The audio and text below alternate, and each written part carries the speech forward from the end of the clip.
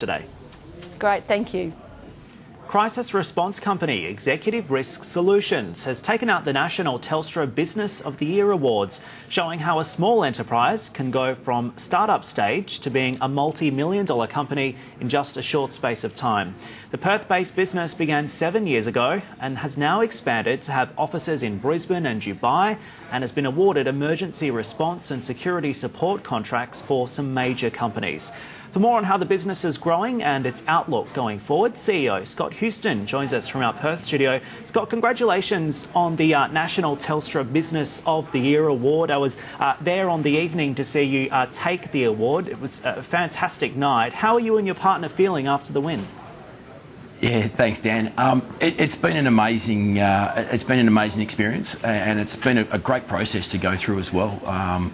Telstra have done a fantastic job on supporting the small and medium businesses, and so both my wife, who's my other director, and I were quite shocked to win the award with such amazing competition. And but yeah, it was a great night, and we're still sort of on cloud nine, I think. And tell us about Executive Risk Solutions. When did you start, and what do you do? Executive Risk Solutions started around about 7 years ago now. And we're predominantly a service and solutions provider for high risk activities, emergency activities, or emergency response as such. So we predominantly work in the resource industry, as that's where the most demand is for our work. But we put the boots on the ground, we put firefighters and emergency equipment on the ground. We then train incident or senior management teams on how to deal with a major emergency or an incident on their site. And we also train the crisis, the corporate teams, and then finally, I suppose we do also post-incident reviews. So we're that one-stop shop for anything in regards to an emergency or an incident on different sites. And Scott, your background is particularly interesting. You're a former SAS soldier. You've served in East Timor and Afghanistan. Yeah, that's correct. I spent 15 years in the military and stepped out in 2003 after returning home from Afghanistan.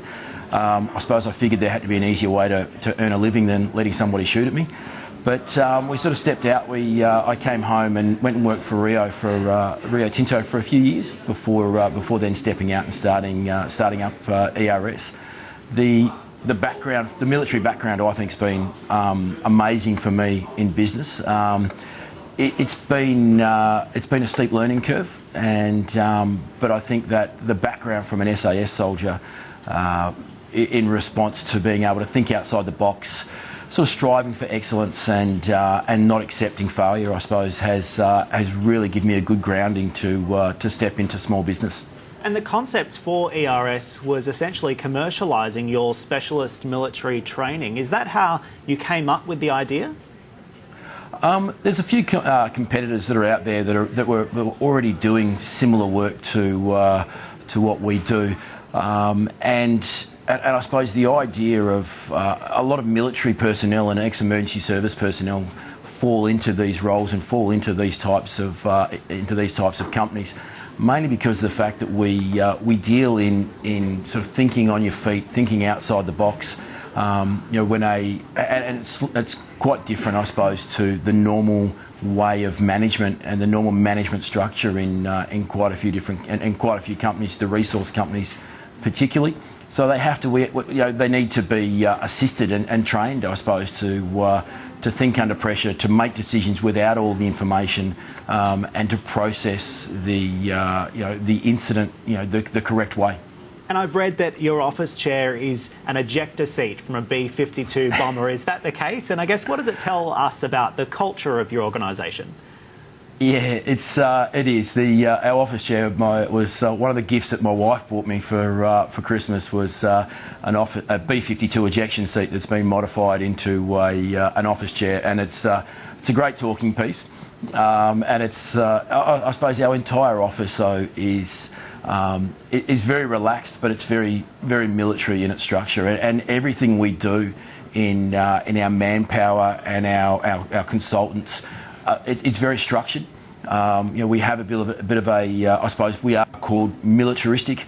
Our staff are are shaven every day. Most, short hair. They have dress standards to abide by, and we run physical tests. We have, have work capability assessments conducted biannually, which is a very physical test.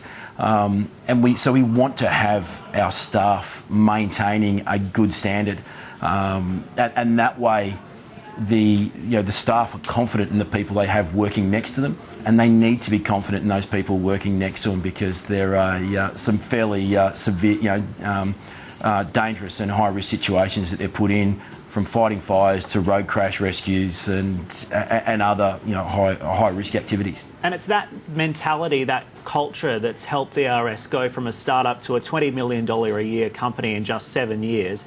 As you mentioned, a big part of your focus is in the oil and gas sectors. You've recently been awarded emergency response and security for the development of the Roy Hill project in the Pilbara. What an experience, I guess. Just reflect on that for us, not only working in the Pilbara, but also for Gina Reinhardt. Yeah, it has been an amazing experience for us, and we are so thankful to Roy Hill and the opportunity the Roy Hill project has given us. It's allowed our business to grow. It's allowed our business to have that sustainability and to offer jobs. We've got quite a few staff deployed up at Roy Hill, and in all honesty, they have been for us a perfect client, where we really are proud to be part of the Roy Hill project. The Pilbara itself has some real challenges in operating in remote distances. Our team up in the Pilbara are spread out over around about 400 kilometres.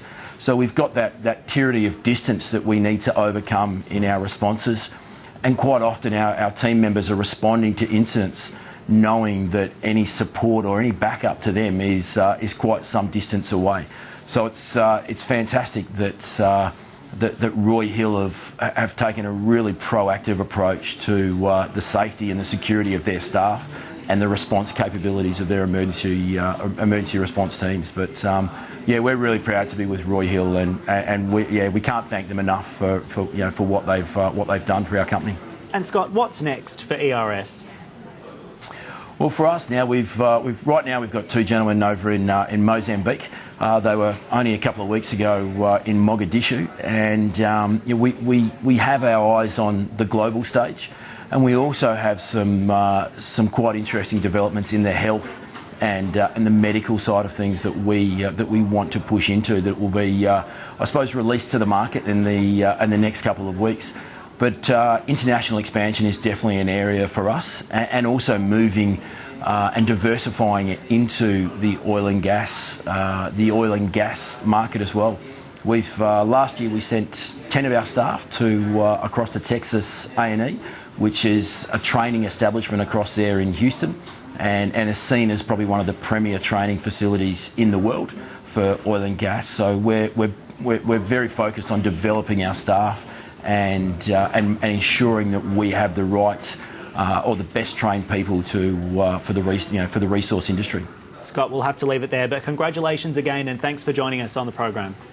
No, great, Dan. Thank you very much for having us, and thanks for your time.